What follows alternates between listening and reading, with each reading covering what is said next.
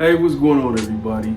I'm Dave, and today we're gonna take a tour of my Hoya collection, and we also got Pafcal updates. So stick around and come hang out with me. I'm learning a lot about Hoyas through my own experience, and it has been easy for the most part. And also I get information from a couple of my friends who collect Hoyas. Shout out to my boy, Eric. He definitely gives me some information because he has like a really big Hoya collection. So one thing that I do not see on the internet or when I read about particular Hoyas, the Hoyas that come from more tropical regions, like the ones from Indonesia, Sumatra, different parts of Southeast Asia that are very warm and it rains a lot, those Hoyas, I feel, need to be watered a lot more often. I know if I get one of those tropical rare Hoyas and I let it dry out, it will slow down with growth.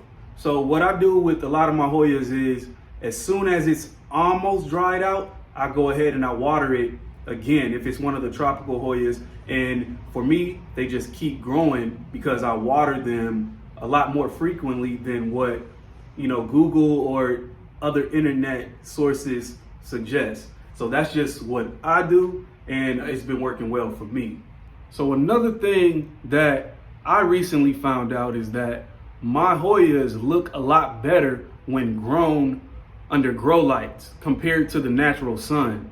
With the natural sun, I find that the Hoyas will kind of get a faded green color. They'll lose some of the deep dark green, and even sometimes if it's getting highlight, it will just get faded and turn a little bit yellow. So this is my Hoya Crimson Queen that I have growing outside. So it gets some morning sun, but it gets a lot of bright light during the day.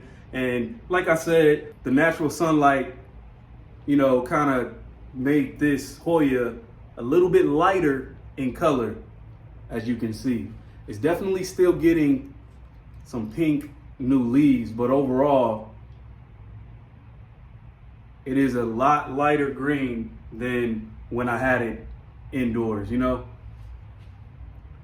But I still like it and I'm gonna keep it out there. So this is a Hoya Carnosa compacta. I have this one growing outside, and as you can see, the bright light outside kind of made the top of this a little bit lighter in color. But I'm happy that I put it outside because look at this. Yeah, so this is my first Hoya bloom. And being that it's my first Hoya bloom, we need to see what this smells like. I have never smelled a Hoya flower, so I can smell it all the way from here. It smelled like church. It smelled like, church lady perfume. Y'all remember that movie Sister Act 2? When that girl looked at Lauryn Hill, she was like, This is for church. Yeah, this is what the Hoya bloom smell like.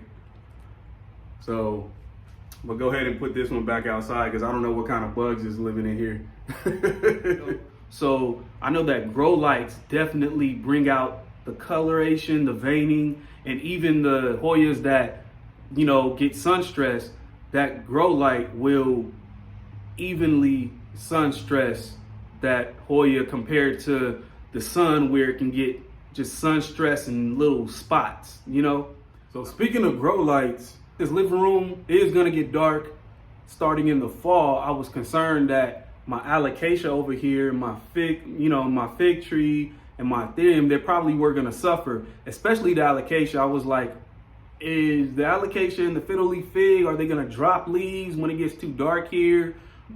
Those were my concerns. So right on time, a popular company called Sansi LED, they make LED lights. They contacted me and they let me shop through their products, and they let me choose an LED light to review. So it was just right on time. I'm so excited about the light bulb that I got. So here it is right here, the Sansi LED bulb that I received. This one here is a 36 watt LED, which is equivalent to 400 watts when it comes to a regular light bulb. So trees, succulents, those plants that need a lot of light, they require 2,000 to 3,000 lumens in order to, properly photosynthesize. This LED bulb puts out 3,250. So that is enough light to really light up, a rather large size area that you're keeping your plants in. But it's definitely the optical lens for me.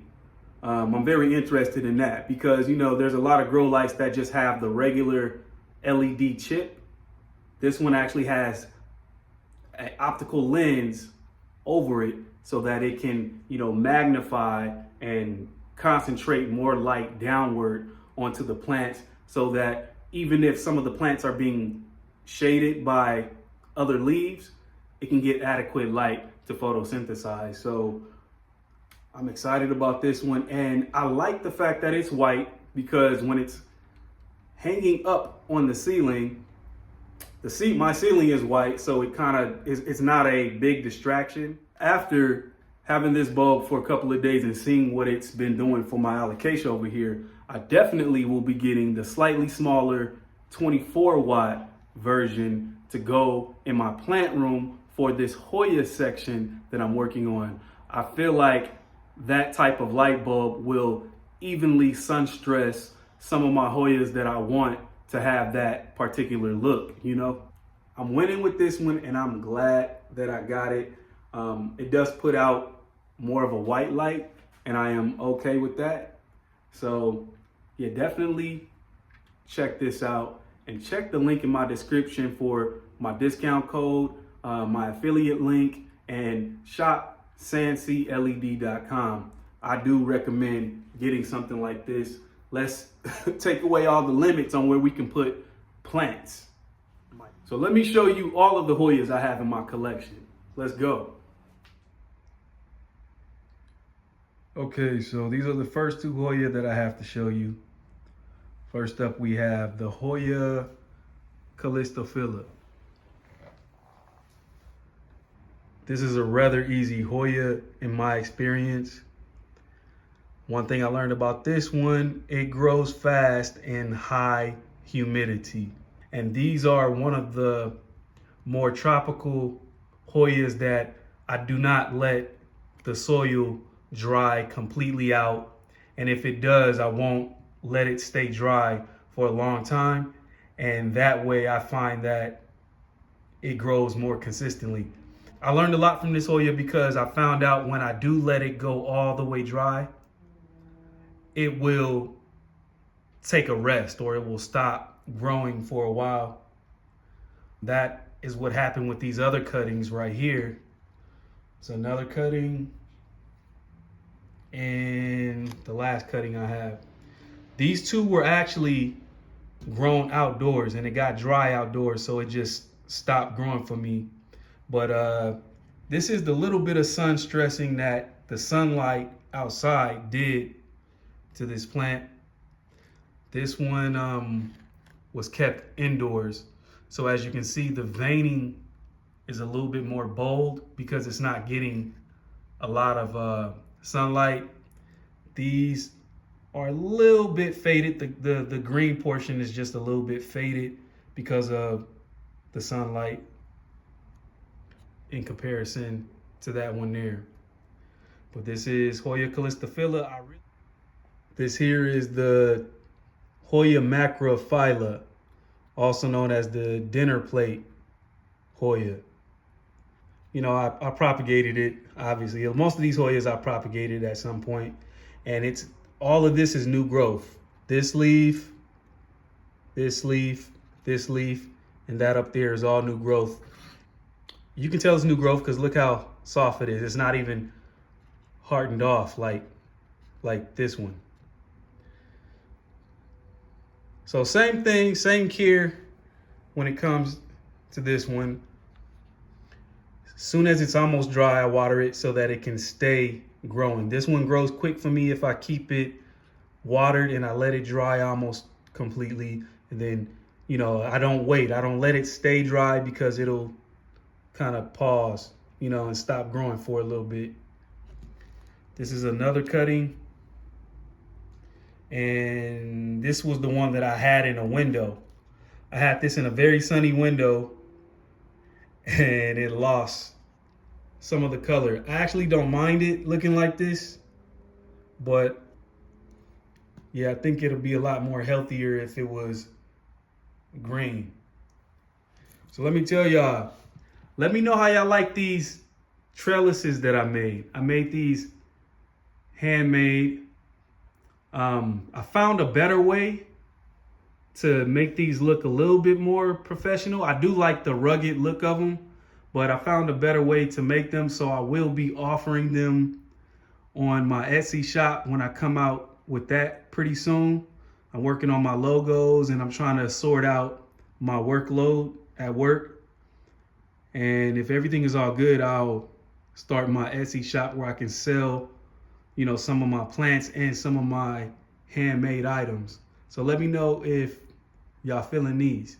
But this is a twine material. It's bendable. This whole thing, you can bend it into whatever shape that you want. So I'm out here making Hoya trellises now. So the next one I want to show you is the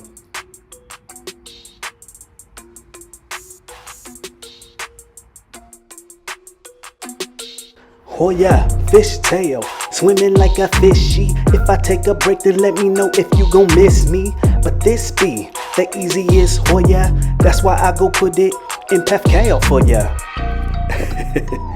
Yo, I'm gonna let y'all know why I really like this Hoya.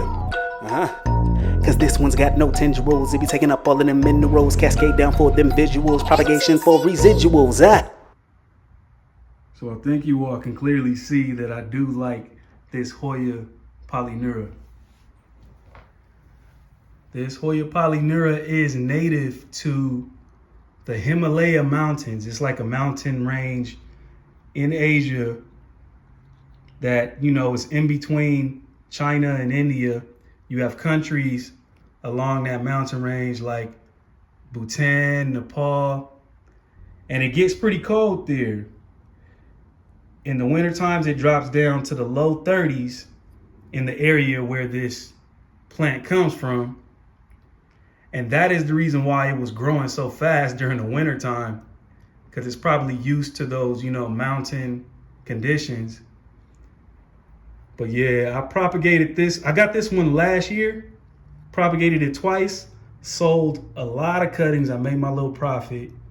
And I even recently cut it right here so that I can put the cutting into Pafcal. I got to show you all the updates on that. And it already grew this back. This is one of my favorite. I actually recommend this one as a first Hoya. So the thing is, I know a lot of people on YouTube videos, they say these carnosa types right here are best for your first Hoya. And I can see that because they're so easy, but they're also so very common. My thing is this: if you have a large plant collection, I recommend getting a Hoya polyneura if you don't have any Hoyas as your first one, because it is easy, it takes up less space, it has a very neat growth pattern. I really like it because it doesn't grow any tendrils. It is a true pendant Hoya where it'll start growing up and then eventually you'll just start to cascade downward once this gets a bit longer. So the next two we have, this is, oh my God, what is this? Hoya Thomsonii. So I got this for free. I purchased the Hoya and this was one of the free cuttings that came with that purchase. And guess what? This Hoya is now like expensive, is highly sought after. So it's crazy how these Hoyas can, you know, nobody is, you know, really thinking about them at one moment, and then certain ones will just all of a sudden become very desired. So this is the new growth. They put out this new vine. because I cut it up and I made some propagations down here. And these two leaves are what I got for free. This was the first leaf that came out, and all of this is new growth, and those cuttings were the new growth. But it's a very furry Hoya that has like splash on it.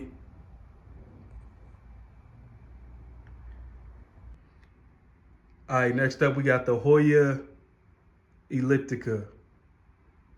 This one right here is growing too fast for its own good.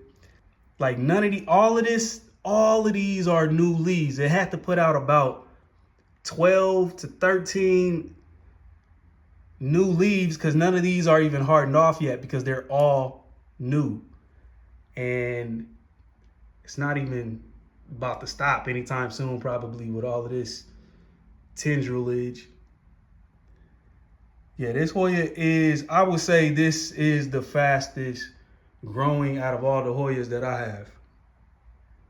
This thing is crazy. Anybody out there who had this one, let me know if yours grows this fast. So that is Hoya elliptica on one of my handmade trellises. Like I said, it's bendable, so I decided to do like a little spiral shape to it. So we will continue the rest of the Hoya tour in a minute, but I just wanted to take a break to give you some updates on the Pafcal. So a couple videos ago, if you go to my channel, I did an introduction to Pafcal, and I've been experimenting with a few cuttings. I also tried tree fern fiber. So this is gonna be a surprise for me, maybe a surprise for you, because I did not check on these plants. I just watered them and whatnot. So we're gonna take them out of the Pafcal and see what's going on. All right, I feel like I'm doing a damn science project. All right, so over here we have the plants and cuttings that are grown in Pafcal chips. This is what the bag of Pafcal chips looks like. Over here we have two cuttings that are grown in tree fern fiber mix. It's mostly tree fern fiber. This is what the bag of tree fern fiber looks like. So let's start with this Hoya polyneura. Around the sides of the cups, I do not see any roots. But what I do see is on the back of this plant, we got new leaves. Can you see that? So we got new growth on the back, even though I can't see any roots in here. Mind you, when I propagated Hoya polyneura in the past, if I put it in a little cup of sphagnum moss, I'll start seeing roots in a matter of 3 or 4 days. So this one has been in this Pafcal for about 2 weeks, I believe. But I am impressed that, with the sphagnum moss, I see roots, but with Pafcal, I actually see growth. So we need to find out what's going on in here. I'm gonna go ahead and try to dump this out. See, that's the reason why I can't see the roots. They are all the way inside of the Pafcal. See, those roots they went through the Pafcal, they're all in there. I'm very impressed. I am very impressed. I do like this. Wow. And it's nice, healthy roots too.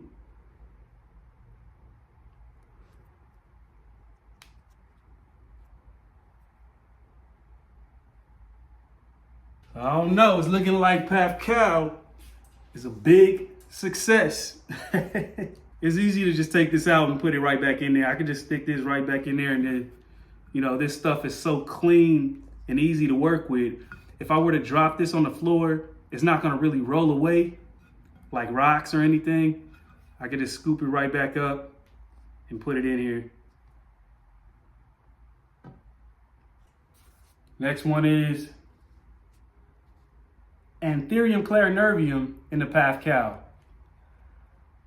I do see new growth down in there. I see some new growth already. It's like a little shoot you may not be able to see. but we'll check on the roots and see what the Pafcal has been doing.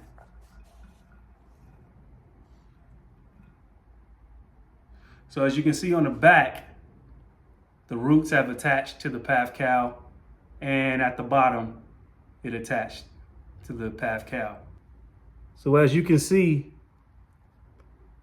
from the base of this plant, there's new roots that attach to the Pafcal, and also at the bottom, new growth has attached to the Pafcal. And I don't know if it'll focus, but right here is new growth. Mind you, these cups, I'd have drainage holes, but for an anthurium like this, I recommend that you put the Pafcal in like a drainless vessel, like a cup that doesn't have holes, and you can just keep a little reservoir of water there, and the Pafcal will soak that up just like any other semi-hydro. Look, I don't need to dump this one out because look at all them roots. So this is a philodendron white knight cutting that I put in the Pafcal, and it is going crazy in the Pafcal. Same thing with this. This is a drainless vessel. This is the first drainless vessel that I started using with Pafcal, and I mixed in some leca and other stuff with it. And this is a Bonifaciae that I was having trouble with, and I put it in the Pafcal, and sure enough, we got new growth right there. We got root growth on this side, roots going crazy. So it's official, Pafcal works, everybody. When it comes to the tree fern fiber, okay, tree fern fiber does work, but my issue with it is very messy. I mixed a little bit of sphagnum moss and rocks in with the tree fern fiber, and this white knight cutting has some new growth on it. If you can see that, it has some new growth. So I know that this stuff works, but the reason why I will not be using this one of my friends convinced me to use it, and I have to say that it does work for propagating plants. It does provide good aeration, but it's so messy to work with.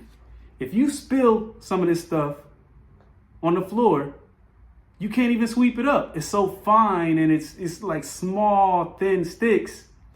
And I feel like that's unfortunate, and that is not a good thing for the price that you pay for this tree fern fiber.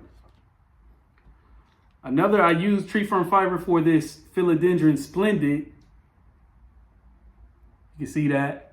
And it grew this new leaf very quickly. And I can actually see roots all throughout this thing. So this does provide enough air and moisture for plants to propagate very, very well. So I do recommend tree fern fiber. It's just that I don't like the price of it, and I don't like how messy it is. I will say that Pafcal takes a little bit longer to root certain plants.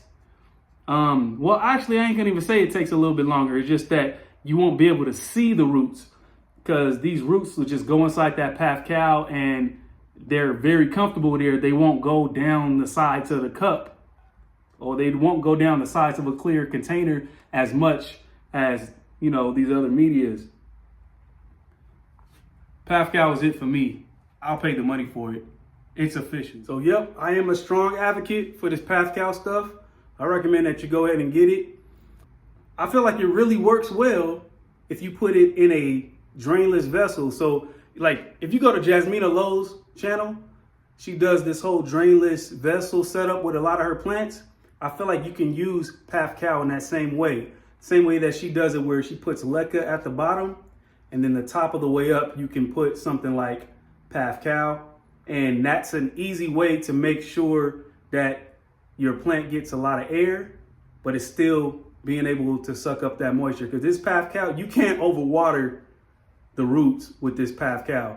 I can put water on these little Pafcal chips 1,000 times, and it's just not gonna rot the roots. It's just the way that it sucks up the water and it holds it on the inside of these little sponge. That's what keeps too much moisture away from the roots. But if the roots need water, they will kind of penetrate this Pafcal, and inside you get that water. So that's what that sponge, putting the water on the inside of the chip, is what's making this so genius. And you can't really rot the roots, you know. So the next Hoya I have is a new purchase. This is a Hoya Finlay Sonii. I got this one locally. I met a new plant friend. She lives nearby and she sold me this for very cheap. And this is growing in Pafcal mixed with, you know, different types of rocks. I just mixed it in there just to experiment with. I'm pretty sure it's fine. This plant was previously grown in hydroponics. I mean, not hydroponics. What do you call that? Pond. It was in pond, so I just mixed in some Pafcal with that. And this is a Hoya Obscura. I got this for cheap because it was some cuttings on sale. That was on Etsy. And I got it for cheap. They sent me those cuttings, and these cuttings have rooted up just fine. I just put it, I use moss to prop moss with like some bark and charcoal and stuff. And it, I see perlite in there too.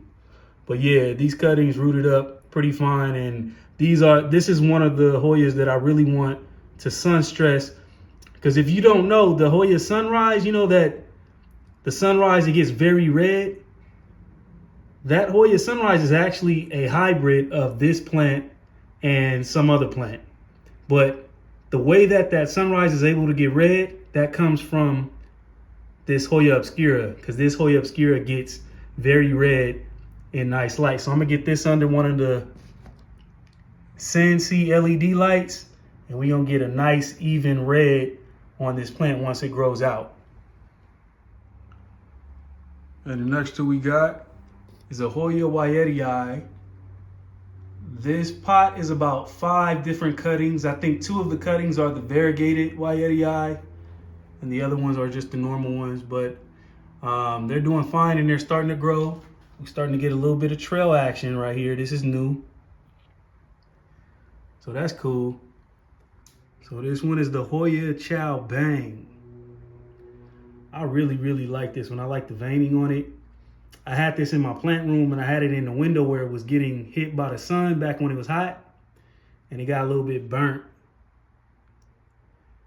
I just didn't know no better. But man, I really do like the veining on this and the texture when you feel it. It's pretty firm, but it has like a fuzzy, soft, fuzzy texture, especially underneath the leaf. So this one, it doesn't grow steady. It will take a break and then all of a sudden have a spurt. So the last 2 leaves kind of fell off right here, but it's starting to put out something new right there. I probably should change the potting media because it looks dark. And then that's what makes me think that it's still wet, but actually when you touch it, it's actually dry. So I'll switch this one up. I made this little Fiji water cup, and I put like a little wire in there so I could hang this on something. I don't know what I was doing with that, but yeah, that's that. This is the Hoya Chow Bang, Vietnam species. Next we have Hoya Incrusata variegated, outer variegated. So they call it outer variegated, even though the variegation comes in however it wants with this Hoya. Sometimes you get green on green, you get speckles, you get sectoral. This plant does what it wants. And it is very easy grower. It does grow fast if you water it consistently. Like soon as this bark and moss feels almost dry, I'll go ahead and water it again, and that's how I keep it growing. This is a cutting from this plant.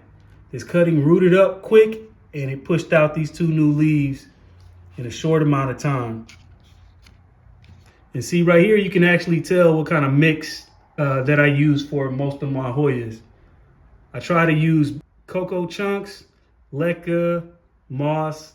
I add in perlite and a little bit of worm castings. But overall, I don't really use soil for my Hoyas. It's mostly kind of almost like an orchid mix. And I just keep it moist most of the time. See, this is almost dry. It's not completely dry, but almost. That's when I know I'll go ahead and water it again. So that's Hoya Incrusata variegated. Before I clean up and take some of these back upstairs, I forgot about these two. This here is a Hoya Croniana Splash. Not the super splash, just the regular splash. I actually really like this one. And of course, the reason why I like it is because it doesn't grow tendrils.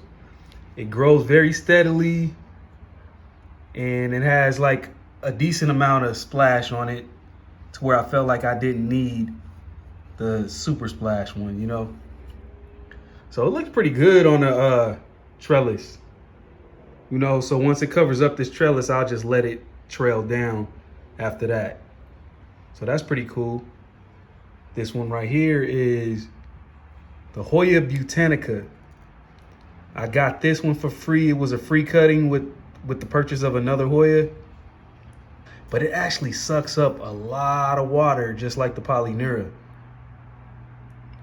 So it has some veining on it. And I know that this one can sun stress pretty good too.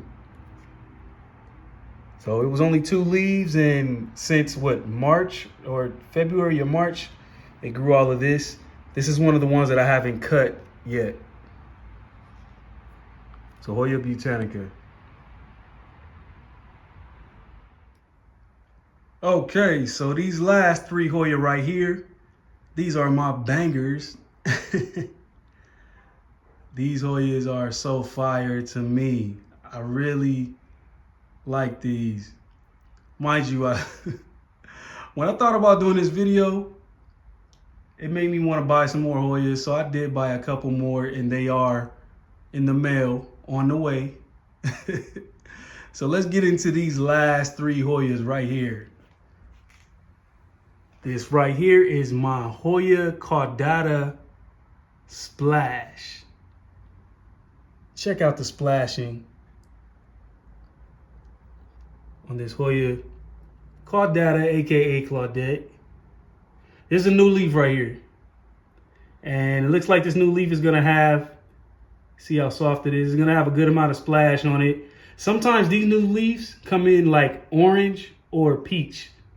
This last leaf right here came in very peach, and it was like surprising to me. I had to send some pictures to my boy Eric. But yeah, it has a good amount of splashing on it. And once again, I need to get this one under those Sansi LED lights so I can see if I can sun stress this one and bring out some nice color. Next up, we have a new purchase. This is the Hoya Crassiopetalata Splash. I just got this one, and I'm a little pissed off because it had 2 new leaves on it, and as you can see from that tendril, at the bottom of that tendril, the 2 new leaves dropped when I tried to repot it into this stuff here. So what I don't want to happen is, I don't want the new leaves to be way at the top of this tendril, you know? I'm not into tendrils. I like the plants that have more of a neat growth pattern. That's why I like that polyneura so much. But the leaves on this one are beast. And like, you know, once I get a full pot of this, it's over and done. And the last one, you guys seen this one before. This is my Hoya Obovata variegated splash. It doesn't have a lot of splash on it, but it's still pretty dope. I have 2 more cuttings of this. I think someone's gonna come and pick up one of the cuttings, but this one, I told you guys in the last video that I was gonna let this one go ahead and grow out. That's why I put it in this pot with my handmade trellis. Yeah, so hopefully, you know, what happens with this trellis, I let this grow upward, and once it grows a leaf, I'll push the stem down and attach it. That's how I do it. But right now, I don't want to push it down because, you know, that might, when the stem is going downward, it might prevent the plant from generating a leaf. I don't know. Y'all Hoya heads, drop some information about these Hoyas. But yeah, this one is a banger right here. I really like this. These leaves be coming out so red. This one just turned. This is one of these two are newer leaves. So that is all of my Hoya. Okay, it's hot. And we finished the tour. Man. So that's all I got for y'all. And you know, if you do not like Hoyas, leave a comment and say why you don't like Hoyas. But hopefully I provided some information to y'all. Hopefully I made Hoyas look cool. I mean, come on, I tried to rap on a song. Like, I sang, I don't even rap like that, but somebody gonna have to admit that I ate a little bit on my little rap verse. I ate. By the way, eat or ate is slang word for doing something exceptionally well. But shout out to Lauren from Plants and Things. I see you getting a couple of new Hoyas, like you joining the Hoya Club. Hopefully you start really liking them, because yeah, they're pretty dope. So y'all check out her page. And you know what? I'm done. I gotta go get ready so I can go to dinner. And I'm out. See you next time, Narrow District.